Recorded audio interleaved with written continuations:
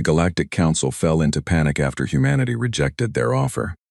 The air inside the conclave chamber smelled like nothing I had ever breathed before, not unpleasant, not pleasant either, just utterly alien. It carried a faint electrical trace, the way the atmosphere near a lightning strike does, except this was constant, as if the entire station existed in a permanent state of barely contained power. I noticed it the moment the airlock cycled shut behind me and my aide, Owen Garrett, who was 26 years old, brilliant with languages, and trying very hard not to look impressed. I was not trying at all, I was already impressed. There was no dignity in pretending otherwise. The conclave station hung in orbit above a gas giant the Council called Varanthos. It was roughly the size of a small moon. Its outer shell was layered in a pale alloy that absorbed light rather than reflected it, so the station looked like a hole cut in space rather than an object inside it. Our shuttle had approached it for 40 minutes before we even confirmed it had a surface. I had spent those 40 minutes reviewing my briefing files for the last time, though I already knew every word in them. Reading them again was just something to do with my hands. My name is Eli Voss. At the time of these events I was 44 years old, a commander in the United Earth Authority Diplomatic Division, and the first human being ever invited aboard a Galactic Council installation. The invitation had arrived 6 weeks earlier, delivered not through any of the radio channels humanity had used to signal other civilizations for 2 centuries, but through a courier vessel that appeared inside our solar system without warning, without any prior communication, and without any visible method of propulsion. It parked itself just beyond the orbit of Mars and broadcast a single repeating message on every frequency we monitored. The message said, "The Council requires the presence of Earth's designated representative at the conclave station above. Varanthos, transportation will be provided. Attendance is expected, not requested, expected." Our government had spent 3 weeks arguing about whether to go.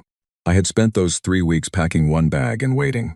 They sent me because I was the best available option, which was a polite way of saying I was the only diplomat with enough field experience, enough language training, and enough psychological stability to walk into an alien council chamber and not either freeze up or say something catastrophically wrong. At least that was the official reasoning. The unofficial reasoning, which my director had shared with me over a very bad cup of coffee the night before my departure, was simpler. She had said, "We need someone who can read a room that has never had a human being in it." The conclave chamber was enormous. I had expected that. What I had not expected was that it was shaped like the inside of a shell, curving upward and inward in a spiral that drew the eye naturally toward the center dais, where a single figure stood waiting. The seating tiers rose around the outer walls in concentric rings, and every seat was occupied. I estimated approximately 200 delegates. The species represented ranged from vaguely humanoid to entirely unlike anything in our biology files. Some communicated through bioluminescent patterns on their skin. Some through subsonic vibrations I felt in my chest rather than heard. Most sat in arrangements that suggested their physiology required a different geometry than ours to be comfortable. Owen whispered beside me, "There are species here we don't have names for yet." I said, "Write them down later." The figure on the central dais was the one I had been briefed on. Council Chair Vane Orath belonged to a species called the Quorum, who were ancient in the way mountains are ancient.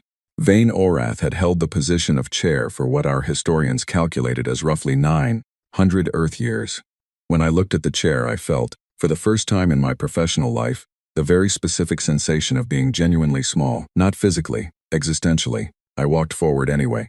The translation system embedded in the chamber walls handled language without any noticeable lag, which was itself a feat of engineering that I suspected would take humanity another 50 years to replicate. When the chair spoke, the words arrived in my ears as clean, unaccented English, with none of the mechanical flatness of automated translation. It was almost unsettling how natural it sounded. The chair said, "Commander Voss, you have traveled far." I said, "Thank you for the transport." It was efficient. A ripple of something moved through the chamber, not quite sound, more like a change's pressure. I understood, from my briefing on conclave customs, that this was the equivalent of a room full of people exchanging glances. The chair studied me for a long moment with 3 pale eyes arranged in a triangle above a very thin mouth. Then it said, "You are not afraid." I said, "I am. I am simply not letting it make decisions for me." Another ripple through the room, longer this time. Over the next 3 hours, I was escorted through what the council called the orientation of welcome, which was a formal ceremony designed, as far as I could tell, to impress new arrivals with the scale and history of the Galactic Council's achievements. We were shown images of civilizations that had flourished under Council guidance. We were told of species that had nearly destroyed themselves before the Council intervened.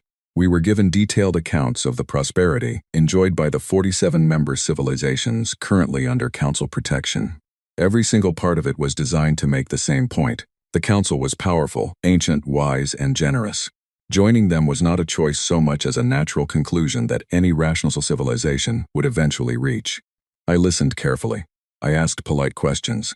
Owen took notes that filled 3 handwritten pages. When it was done, the chair delivered the offer. I was given a document, physically delivered, which surprised me. It was a thin panel of material I could not identify, and the text on it shifted and reorganized as I tilted it, like the information was alive inside the surface.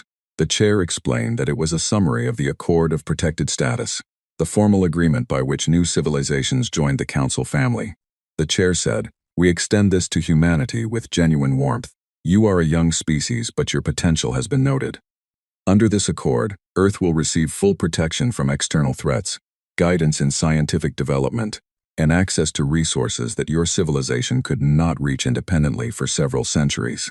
I turned the panel over in my hands. I said, "And in exchange?" The chair did not pause. "Earth will operate within the Council's strategic framework for interstellar affairs. Your military development will be coordinated with Council oversight. Colonization efforts will be approved through the standard application process, and naturally, independent research into faster-than-light propulsion will be suspended until Earth reaches the appropriate tier of membership." I said, "How long does that take?" "Reaching the appropriate tier," the chair said. "For most species, between 300 and 500 years." I kept my expression completely still. I had practiced that expression in a mirror for a week before leaving Earth. I said, "I will need 72 hours to consult with my government." The silence that followed lasted almost 10 seconds. In a room that had not been quiet since I entered it, 10 seconds felt like a long time. The chair said, "Commander Voss, this offer is not one that typically requires deliberation." I said, "Most things worth deliberating over are not typical." They gave me the 72 hours. I could tell, from the way the chamber sounds changed as Owen and I were escorted to our quarters, that this concession was already being discussed at every tier of the room. That night I sat in the quarters they had given me, which were comfortable and carefully designed to approximate a human living space, down to a chair that was almost but not quite right, and I read the full text of the accord, not the summary. The full text, which Owen had spent 4 hours translating from the original Council script, using a program our linguistics division had built over 15 years. I read it twice. Then I set it down on the almost right chair and looked out the viewport at the gas giant below, which was a slow, enormous storm of amber and gray, and I thought about what the document actually said beneath all its gracious language. It said, "Become ours, quietly, for a very long time, and perhaps, eventually, we will let you become something slightly more." I thought about every human being who had ever pushed against a boundary they were told was fixed. Every scientist who had been laughed at before being proven right. Every generation that had been told to wait its turn and had decided not to. I already knew the answer. I had known it before I boarded the shuttle. I just needed to make sure Earth heard my reasoning before I said it out loud. In that enormous chamber, I sent the full text home, with my analysis attached, and I slept better than I had any right to. When I walked back into the conclave chamber 72 hours later, Owen walked beside me. He had not slept much. I could see it in the careful way he was holding himself together. He was 26, and he understood exactly what was about to happen, and to his enormous credit, he walked in with his head level and his notes tucked under his arm, like he was heading into a routine meeting. I had told him the night before what Earth's government had decided. He had gone very quiet for a moment, then nodded once and said, "All right, that was it." I had never respected anyone more for 2 syllables. The chamber was full again. I suspected it had never truly emptied. Word had spread through the station that the human delegation had taken the full 72 hours, which was, according to Owen's research into Council records, something that had never happened in the 4,000 years the accord had been offered to incoming civilizations. Most species had signed within hours. Several had signed before the ceremony was formally complete, from sheer eagerness. We had used every minute we were given. Chair Vanorith stood at the central dais in the same position as before. I had begun to wonder if the chair ever sat down or simply occupied that point in space as a permanent feature of the room. The formal protocols required me to approach the dais, receive the accord panel again, and either affix Earth's seal to it or return it unsigned. The seal was a small device our government had sent with me, encoded with Earth's official authorization signal. I carried it in my jacket pocket. I had been carrying it the entire time and had not touched it once. I took my position on the floor of the chamber, where a circular marking indicated where the representative of a prospective member species was expected to stand. The marking was inlaid into the floor in a material that glowed faintly, and I noticed it was positioned at the exact center of the spiral shell geometry of the room, so that every single seat in the chamber had a clear line of sight to whoever stood there. The chair asked me to state the decision of the United Earth Authority. I said, "Earth declines the Accord of Protected Status." The silence that followed was not like the previous silences. The previous silences had been the kind that happen when a room is surprised, momentary, a breath held and then released. This silence was the kind that happens when something breaks. It lasted nearly 30 seconds, I counted. Owen told me afterward that he had counted too and he got 31, but we agreed either number was extraordinary. Then the room began to produce sound again, and the sound was not organized. It was not discussion or debate. It was the simultaneous, unfiltered reaction of 200 alien delegates who had just heard something that their entire experience had told them was not possible. Different species expressed that reaction differently. Some made sounds, some changed color, some moved in ways that the geometry of their bodies made alarming, even though I understood, intellectually, that they were not threatening. One delegate from a species called the Pelori, which communicated through rapid chromatic shifts across a wide fan-like structure along its back, produced a display I had no reference for.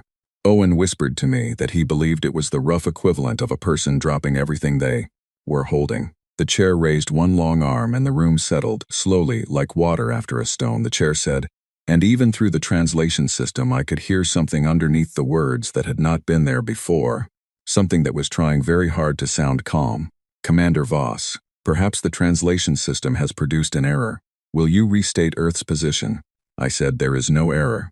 The United Earth Authority formally and respectfully declines the Accord of Protected Status. We thank the Council for the invitation and for the hospitality shown during our visit. Earth is not at this time prepared to enter into the terms described in the Accord." The chair said, "You are declining protection," I said. "We are declining the specific arrangement being offered. Those are different things," the chair said. "Commander, you understand that civilizations which have declined this accord have historically found themselves without recourse when facing threats they could not manage independently." I said, "I understand what you are describing. I want to be precise about something. Are you telling us that threat exists independently of the Council? Or are you describing a consequence of declining your offer?" The chamber went quiet again. Not the broken quiet of before. This was a more focused quiet, the kind that happens when a question cuts in a direction no one expected. The chair said, "The galaxy is a complex environment. The Council's protection is meaningful," I said. "I am sure it is, and I mean no disrespect to the Council or to the 47 member civilizations represented here, but Earth has reviewed the full text of the Accord, not only the summary, and we have found several provisions that we are not able to accept." A delegate near the back of the second tier spoke. The translation arrived in my ear as a voice that sounded like wind through metal. "Which provisions?" I said. "The suspension of independent research into faster-than-light propulsion. The requirement that military development be placed under external oversight. The colonization approval process, which our analysis suggests, would effectively prevent Earth from establishing mental intelligence for a minimum of 2 centuries. And the tier advancement timeline, which places full membership at a minimum of 300 years from today." A different delegate said, "These provisions exist to protect younger civilizations from their own instabilities." I said, "I understand that reasoning, but from where I stand, those provisions do not look like protection. They'd look like a ceiling with very comfortable furniture underneath it." Owen told me later that he had to physically stop himself from making any sound at that moment. I appreciated his discipline. The chair said, "Commander Voss, you are speaking on behalf of a species that has existed in spacefaring form for less than 100 years. The Council has guided civilizations for 60,000 years. We are offering you the accumulated benefit of that experience," I said, "and we are grateful for the offer. Genuinely. But humanity has a complicated history with arrangements where the party with more power decides what is best for the party with less, and that history has taught us to be very careful about what we sign." The chamber was not quiet now. It was producing a low, continuous sound that felt like a building frequency, as if the room itself was under pressure. Delegates were communicating with each other through whatever channels their species used. I could see it everywhere around me. Colors shifting, vibrations I felt through the floor, bioluminescent patterns firing rapidly. A delegate I had not heard from yet spoke from the highest tier. The translation arrived in a voice that was entirely flat, without inflection of any kind, which I understood from my briefing meant the species used tone not for emotion but for mathematical precision. It said, "The civilizations that have declined the Accord number 3. All 3 no longer exist as independent entities." I let that statement finish, and then I let the silence hold for a moment before I responded. I said, "I appreciate you saying that directly. I want to respond directly in return. If the Council is suggesting that declining this offer carries a specific consequence that the Council controls, then this conversation has become a different kind of conversation entirely. And if that is the kind of conversation we are having, then I would like to note that this chamber contains 200 delegates, and that everything said here is being recorded by my government's equipment, and by, I suspect, quite a few of yours." No one said anything, I said. If it is not that kind of conversation, then I accept the information as a historical note, and I wish those 3 civilizations well, wherever they went. The chair looked at me for a long time. I looked back. Then the chair said very quietly, "You are dismissed, Commander. We will communicate with Earth through formal channels." I said, "Thank you, Chair Orath. We look forward to continuing as good neighbors." I turned and walked toward the exit. Owen fell into step beside me exactly half a second later. I could hear the chamber behind us building in volume as delegates broke into open communication with each other. I did not look back. The corridor outside was long and pale and empty. Our escort was waiting to take us to the shuttle bay. We walked in silence for about 2 minutes before Owen spoke. He said, "They are going to take a while to process that." I said, "Good. Gives us time to get home." He said, "Are you afraid?" I thought about it honestly. I said yes, but I would have been more afraid if we had said yes. He nodded. We kept walking. The shuttle bay smelled like nothing. Clean vacuum-processed air with no electrical trace at all. It was, I realized, the first familiar smell I had encountered since boarding the station. I found it deeply comforting. We lifted off from the conclave station and watched it shrink behind us, a dark hole in a sky full of stars, and I began composing my report to the director with one thought repeated in every section, phrased in different ways, because I wanted her to understand it completely. We had just done something that no species in 4,000 years of recorded galactic history had done. We had said no, and we were still here. 3 days after Owen and I returned to Earth's orbital relay station, the communication started. Not from the Council, not officially. The official silence from the conclave was total and immediate, which was itself a kind of message. No formal protests, no follow-up negotiations, no carefully worded letters through diplomatic channels, just nothing, which in galactic politics meant something was happening that they did not want on record. The communications that did come were unofficial, quiet, and arrived through channels that technically did not exist. The first one came from a species called the Venthari, who were a Tier 2 Council member, which meant they had been under the Accord, long enough to have some internal autonomy, but not long enough to hold a voting seat in full Council sessions. The message was brief and used 3 different encryption layers that Owen spent most of a morning breaking. When he finally got through to the content, he read it twice, then handed the device to me without saying anything. The message said, "We observed the session. We would like to speak privately. We have questions about how you reached your decision. We do not wish to be identified." I read it once and wrote back a single line, "We are available." The second communication arrived 6 hours later from a species we did not have a name for in our records, which meant they were either very obscure within council structures or very careful about being obscured. Their message was longer and more cautious, wrapped in careful language that said very little while implying quite a lot. Reading between every line, the meaning was the same as the Ventharis. They had been watching. They had questions. By the end of the first week, we had received 7 such messages. By the end of the second week, 11. Owen began cataloging them by species, by council tier, and by the specific language patterns used. Because language patterns told you things about how afraid someone was when they wrote something. He told me one evening, over the cold tea we had both forgotten to drink while working. Several of these are from Tier 3 species. One might be from a Tier 2. The encryption on that one is significantly more sophisticated than the others. I said, "What does that tell you?" He said, It tells me that the higher up the council structure a species sits, the more careful they have to be about expressing curiosity, which means the curiosity is still there. They are just very practiced at hiding it. I thought about that for a while.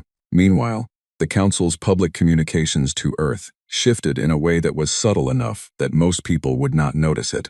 But I noticed it because I had spent 20 years learning to read the spaces between what people said and what they meant. Their transmissions became slightly more formal. The usual cultural exchange signals that had been running between Earth and Council monitoring stations for 50 years began to arrive with longer gaps between them. A trade inquiry that had been an informal negotiation for 3 months simply stopped receiving responses. None of it was a declaration of anything. All of it was pressure, applied slowly the way water shapes stone. You could not point to any single action and call it a threat. You could only feel the cumulative weight of it. Our government convened an emergency session. I attended via secure link from the relay station, my face on a screen in a room full of people who were afraid in the very specific way that's serious. Intelligent people are afraid when they realize they cannot fully calculate the risk they are facing. The director said, "Voss, what is your assessment of the council's immediate intent?" I said. "They are trying to determine whether we will flinch." She said, "Will we?" I said, "That depends on what happens next." What happened next was the embargo. The council announced it officially, through the formal broadcast channels that all recognized species used for interstellar public communication. It was short. It stated that Earth had declined integration into the Council's cooperative framework, and that, as a result, Earth would not receive access to Council-mediated trade networks, resource-sharing agreements, or technological exchange programs until such time as Earth's government reconsidered its position. On the surface, this sounded serious. In practice, humanity had been almost entirely outside those networks anyway, because we had only been a spacefaring species for 90 years, and had not yet established meaningful trade with any council members. The embargo was designed to feel like being locked out of a building. The problem was that we had never had a key to begin with. Our economic analysts ran the numbers in about 4 hours and reported that the material impact on Earth's economy was close to zero. The response from Earth's population, when the embargo was announced on public news channels, was roughly what I had expected from a species that had been through everything humans had been through. About 40% of people were worried. About 30% were angry. About 20% found the whole situation darkly amusing. And about 10% immediately started designing merchandise. I saw a shirt within 48 hours that read, "The council said no thanks.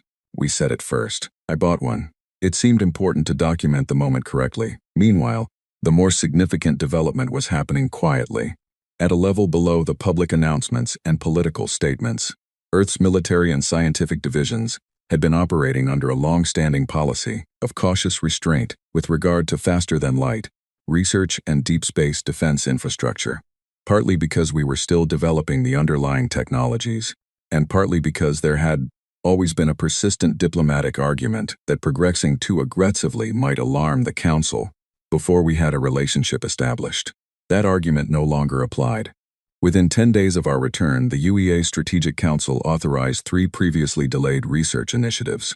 The first was the completion of a deep space early warning network that would give Earth approximately 90 minutes of advance notice for any large object approaching from beyond the outer system. The second was the full funding and acceleration of the Sabre propulsion project, which was our leading research effort toward practical faster-than-light travel. The third was the activation of 11 orbital defense platforms that had been built, tested, and then placed in standby mode while diplomacy was ongoing. None of this was secret. We broadcast the activation announcements on the same public channels the Council used. I was sitting in the relay station's small observation deck when the first Council warship appeared. Owen was with me. We both saw it at the same moment on the sensor display. He said nothing, I said nothing. We just looked at it. It was large. Not the largest class the Council operated, based on our limited intelligence files, but large enough that its presence in the outer solar system was impossible to misread. It positioned itself just past the orbit of Neptune and stayed there. It did not transmit. It did not move. It just existed at the edge of our sensor range, a fact placed deliberately in our field of vision. A message without words. I sent a report to the director. She responded within the hour. The response was 4 words. "What do you recommend?" I thought about it for a long time. Then I said finish the grid. She did. Over the next 6 days, the 11 orbital defense platforms came fully online. The early warning network activated. Construction crews that had been working on 3 additional platforms ahead of schedule were authorized to complete them. Earth did not announce any of this loudly or with aggressive language. We simply did it, and the sensor records made it visible to anyone watching, which the Council very certainly was. On the 8th day, the warship was still there. On the 9th day, I received a private communication from Chair Vane Orath. It did not come through any official diplomatic channel. It came through a frequency that was technically reserved for emergency distress signals, which told me several things about the chair's state of mind. The message itself was short. It said, "Commander Voss, you have miscalculated. Earth is alone. Consider carefully what that means." I read it 3 times. I thought about the 7 quiet messages from other species asking how we had made our decision. I thought about the Venthari and their careful encryption layers. I thought about the Tier 2 species with the sophisticated encoding, who still had not identified themselves. Then I wrote back. I said, "Chair Orath, I appreciate you reaching out directly. I want to be honest with you, because I think honesty between us is more useful than formality at this point. Earth does not feel alone. We feel unencumbered. We understand that there are risks in the path we have chosen. We accept them. We have spent our entire history accepting risks, and it has made us very practiced at navigating them. I also want you to know that we have not forgotten the offer. We are not dismissing the Council or its members. We are simply asking to find a different way of being neighbors, one that does not require us to stop becoming what we are still in the middle of becoming." And then I added, "Because I believed it and because I thought it was worth saying. If that is a miscalculation, then at least it is ours to make."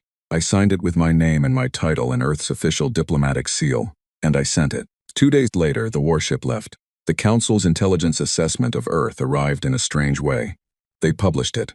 I do not think they intended to publish it, based on the sequence of events that followed, and the frantic official retraction that came approximately 9 hours after the document appeared on the Public Interstellar Communication Network. I believe it was released by someone inside the Council structure who wanted it seen, but I had no proof of that. I only had the document itself, which spread across every listening post and relay station and research network in known space within about 6 hours. The way information always spreads when it is the kind of information people have been waiting for. The assessment was called, in the Council's formal language, a strategic evaluation of the human anomaly. They called us an anomaly. I saved that particular page and sent a copy to the director with a note that said simply, "They named us correctly at least." The document was thorough. I gave them that.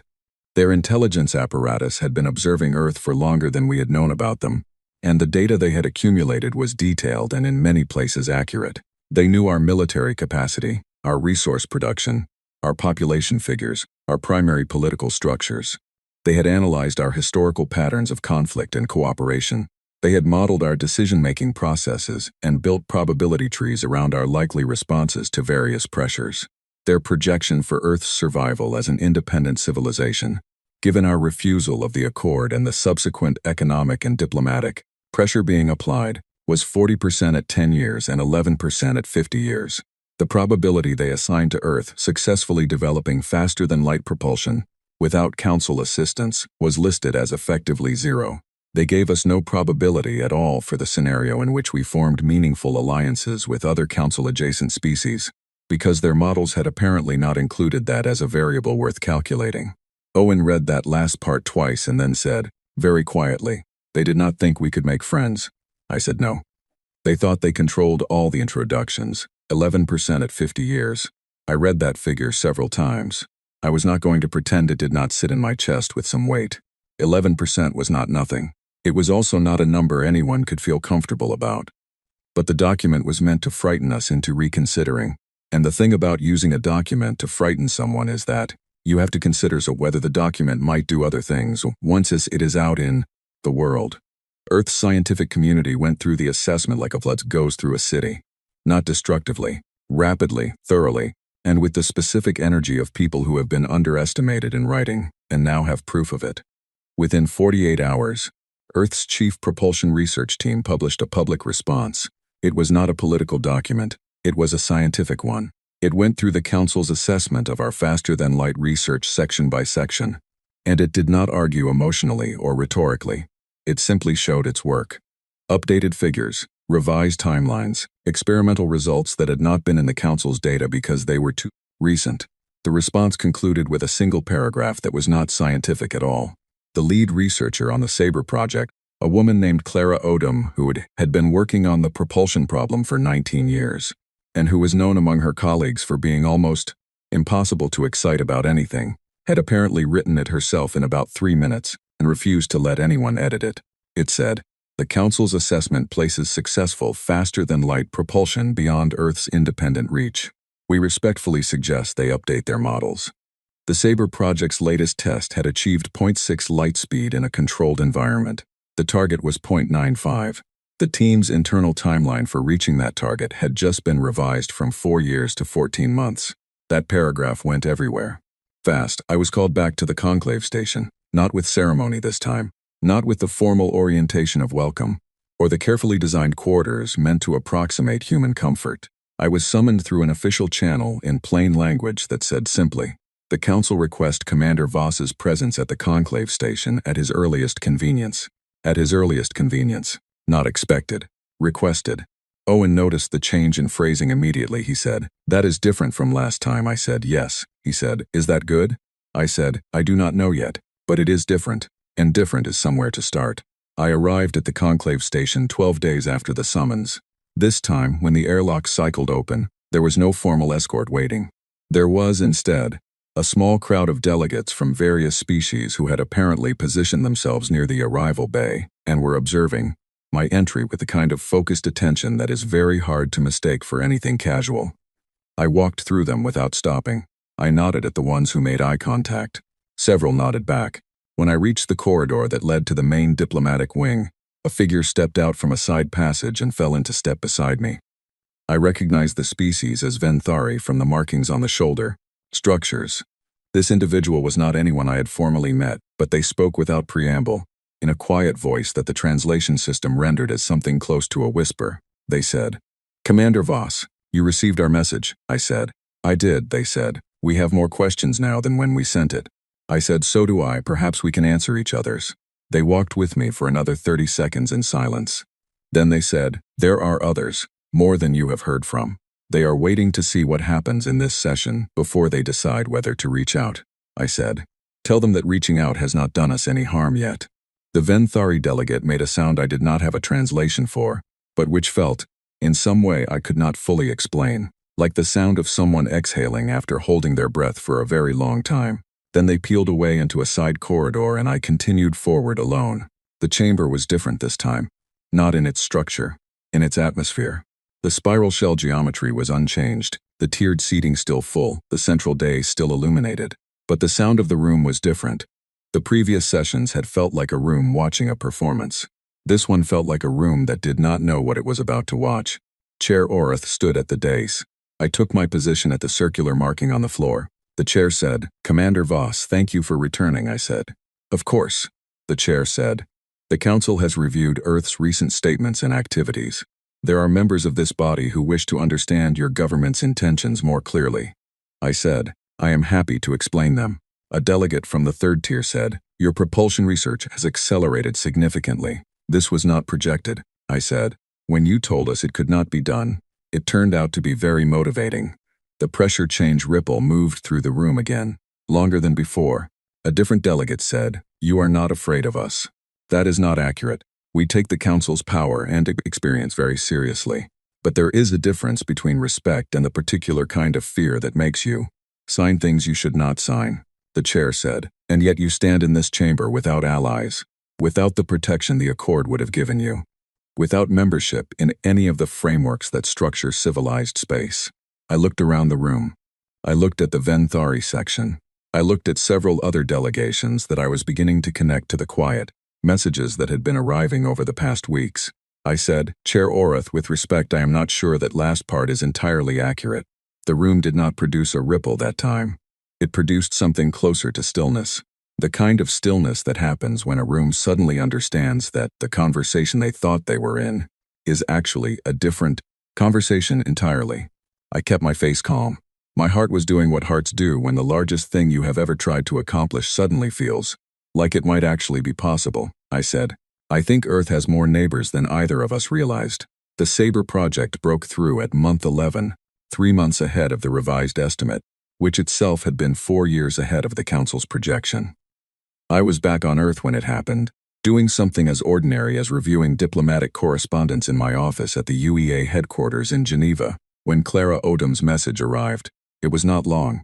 She was not a person who wrote long messages. It said simply, "We did it. Test 4 confirmed. Sustained faster than light travel. Full report to follow. Thought you should know first." I sat with that for a moment. Then I forwarded it to the director, the full cabinet, and the heads of the 6 research programs that had been working in parallel with the Sabre team. Then I walked to the window of my office and looked out at the city for a while. We had been told it was impossible without Council guidance. We had been told, in precise percentage terms, that we were unlikely to survive as an independent civilization long enough to develop it on our own.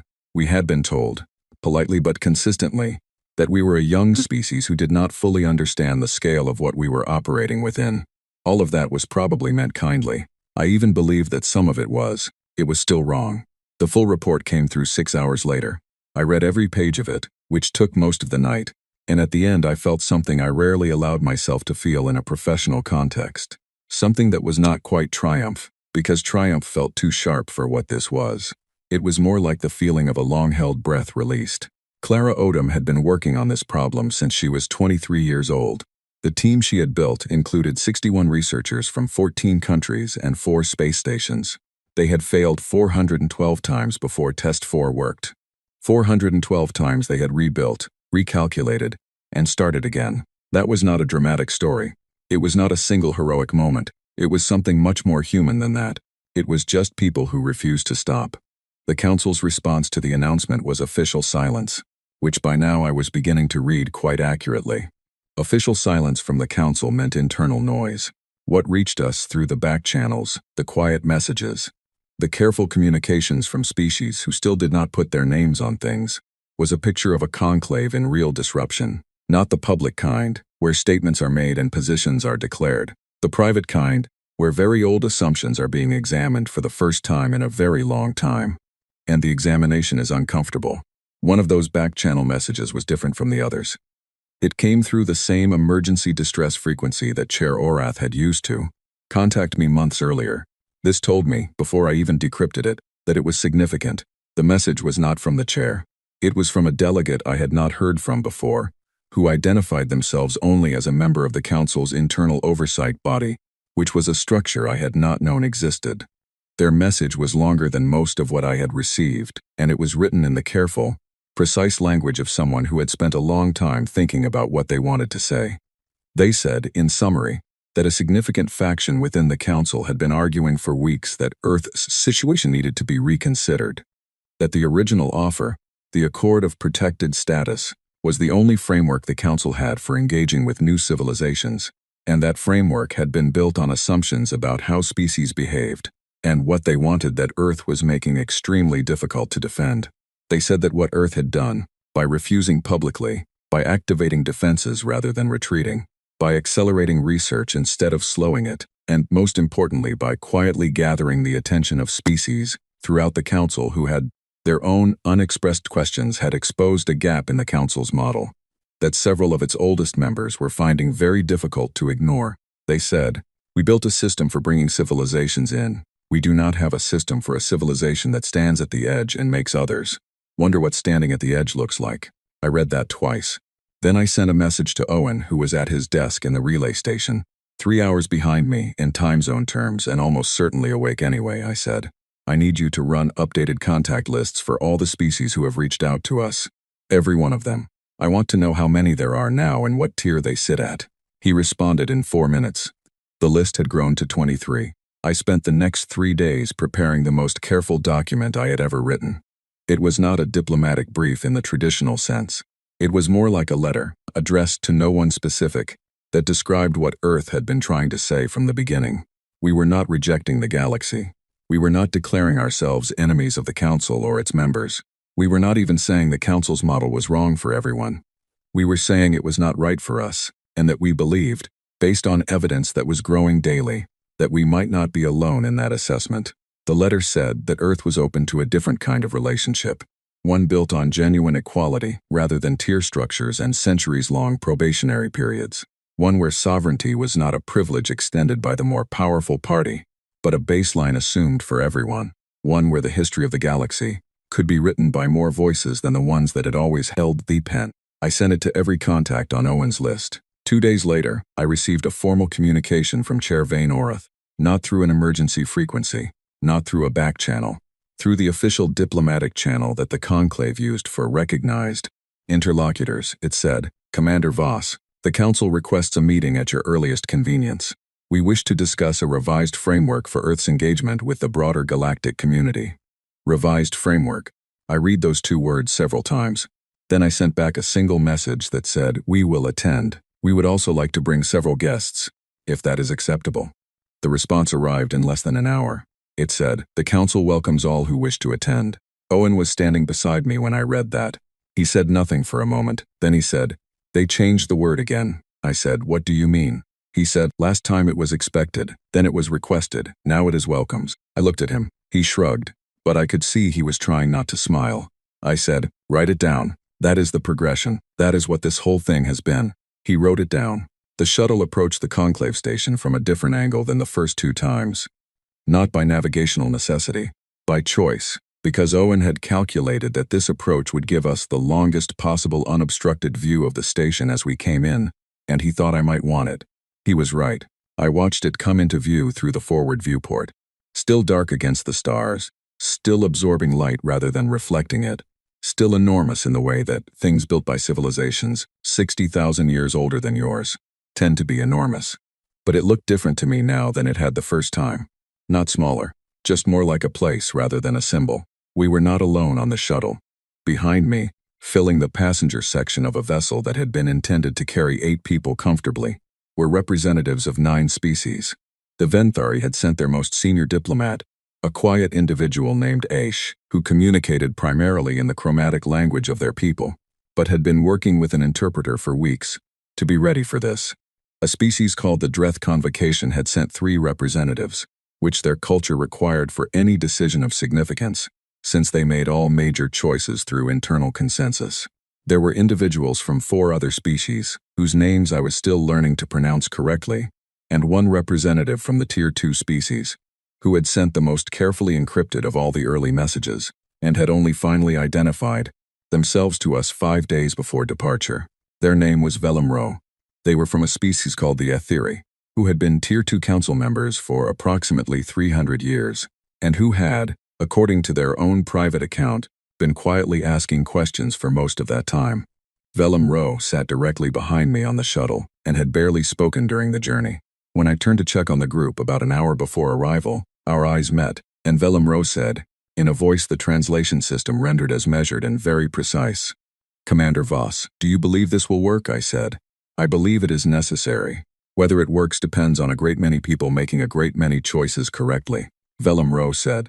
"That is not a comforting answer," I said. "No, but it is an honest one." Velum nodded, which was apparently a gesture with approximately the same meaning in Aetheri culture as in human culture, one of the small coincidences that made the universe feel slightly less enormous sometimes.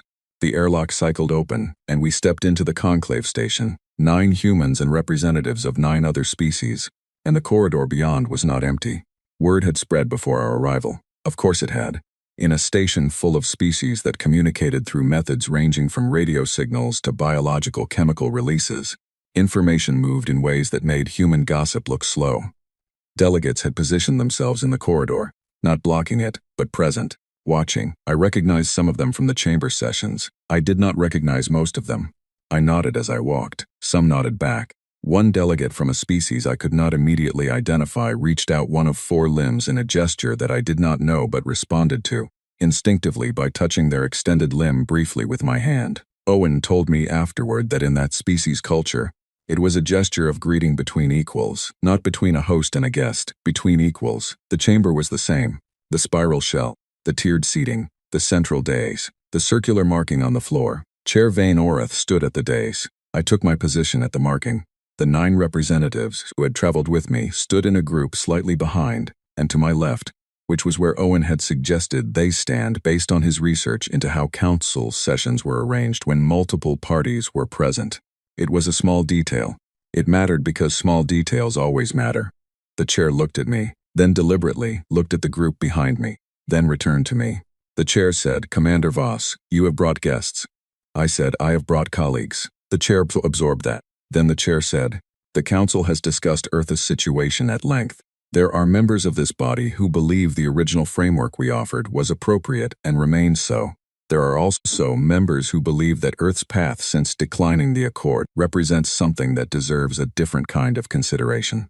I said, I am glad to hear that, Chair Orith. The chair said, before I continue, I want to ask you something directly. When you declined the Accord, did you anticipate this outcome? I thought about that genuinely. I said, I anticipated that Earth would be pressured. I anticipated that some members of the Council might find our decision difficult to understand. I did not anticipate the exact form of what followed. No, what I anticipated was that we would remain ourselves through whatever followed, and that remaining ourselves would matter more than any particular outcome. The chair was quiet for a moment. Then the chair said, the Council wishes to propose a revised engagement with Earth. Not the Accord of Protected Status, something we have not offered before. A delegate from the second tier spoke. A Tier 1 consultation arrangement. Equal standing in all sessions where matters affecting Earth or Earth's interests are discussed. Full sovereignty retained. No timeline restrictions. No oversight provisions. Another delegate spoke. Colonization rights unencumbered. A third. Technological research conducted independently. I listened to each provision. I kept my face still and my breathing steady. Behind me, I could hear the faintest sounds of the 9 representatives absorbing the translation of what was being said. When they had finished listing the provisions, I said, the offer is significant. I am grateful. I want to be transparent about something. The chair waited. I said, Earth will not enter this arrangement alone. If we are to be part of a new framework for engagement with the galactic community, we believe it should be built alongside others who have had similar questions about the existing framework. We are not trying to dismantle what the Council has built. We respect its history and its achievements. But a table where new voices are genuinely equal to old ones is a stronger table for everyone. I turned slightly toward the group behind me. I said, these colleagues represent civilizations that have been part of the Council's community for years, in some cases centuries, and that have their own thoughts about how that community could evolve. We would like to begin those conversations here, today, together. The chamber was very quiet. Chair Orith looked at me for a long moment, then looked at the group behind me, then around the room, at the tiered seating, at the 200 delegates who had been watching this unfold. Then the chair said something I had not expected, in a voice that had lost the particular quality of absolute certainty it had carried in every previous session. The chair said, we had not predicted this, I said. No, I know. There was a pause, then the chair said, sit down, Commander Voss, all of you. Let us talk. There was no seat at the central dais. That space was only ever occupied by one figure standing. But a member of the chamber staff brought seating from somewhere and arranged it just beyond the circular marking. Seats designed for different physiologies, brought out with a speed that suggested they had been prepared, that someone had anticipated this, that maybe more than one person in the Council's long history had wondered what this moment might look like if it ever arrived. I sat down. Velum Rowe sat beside me. Aesh of the Venthari settled into the arrangement that worked for their physiology. The Dreth Convocation's 3 members arranged themselves in the triangle their culture required. The others found their places. Owen sat on my right and opened his notes. The session lasted 11 hours. I will not recount every exchange. Some of it was formal.